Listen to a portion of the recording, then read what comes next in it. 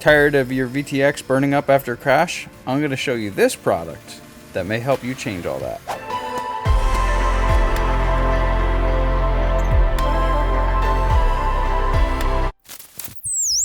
So I want to introduce you guys to these guys. These have been out for probably on the order of 8 or 9 months now. And they're really cool what they do. Basically, this is just a MOSFET.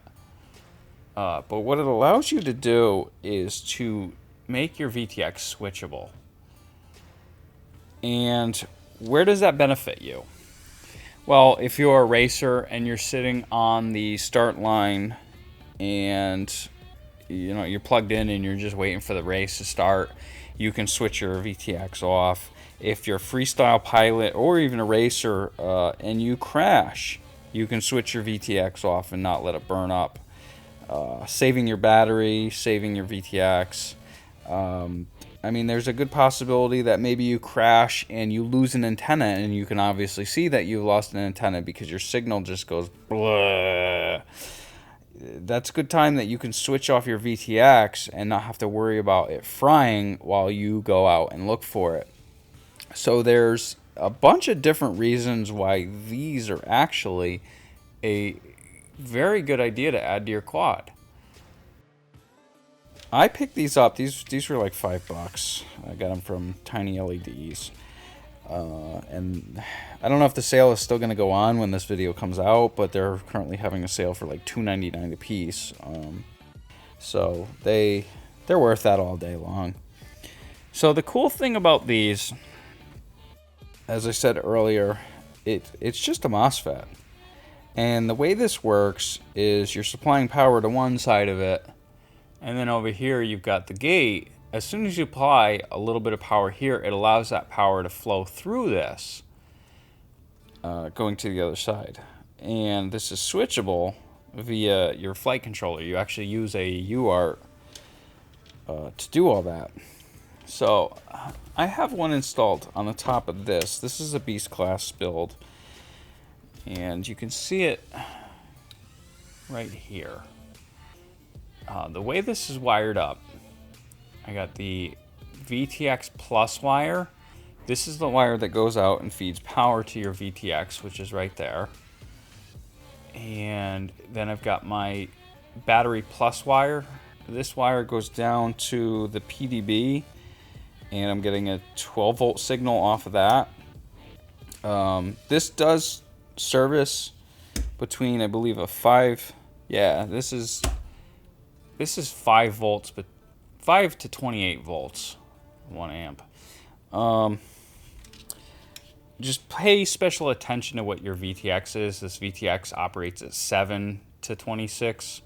So if I were to use a 5 volt on this flight controller, this would not power the VTX.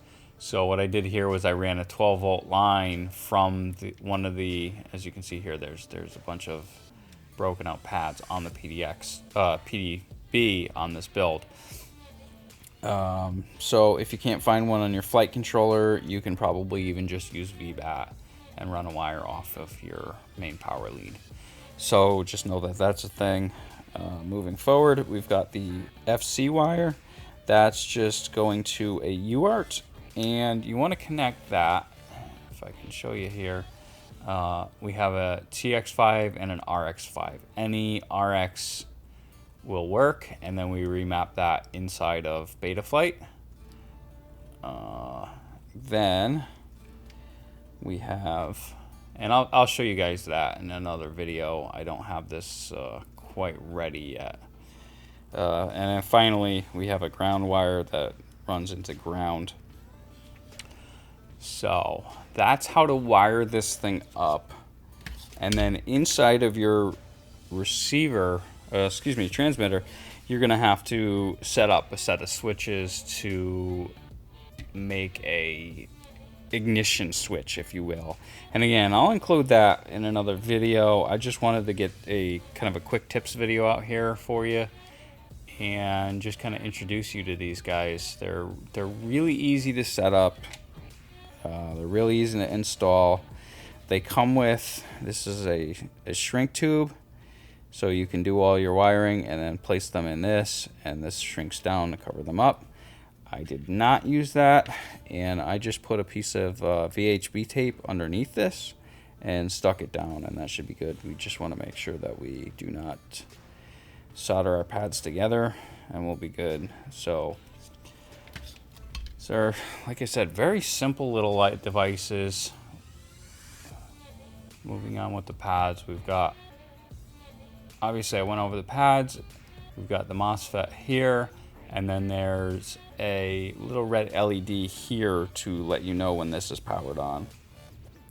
So all in all, a really cool little device, and I highly suggest them. The reason I am putting one on the Beast class is because I have installed the GPS right here. So when I power this thing up and sit and wait for this to grab signal, I don't want the VTX melting itself. The other reason why I put it on this build specifically is because this build is a little bit more dangerous than your average 5-inch quad. So when I plug this thing in, I'm going to be probably 100 feet away from where I arm it. So I'm going to plug it in, walk a good distance away from it, and then arm it. And that should allow the VTX to keep cool in that time frame while it's gaining satellite. So I just wanted to make this quick video to introduce you guys to these if you haven't seen them already. I will include a video of setup, and I will also include a video, it might be the same one, of how to set up that ignition switch on your Tyrannus. So if you enjoyed this video, click that thumbs up button. And if you haven't done it already, like 92% of you have not, go ahead and punch that subscribe button, because you only get to do it once and it's fun. And I'll catch you later. Peace.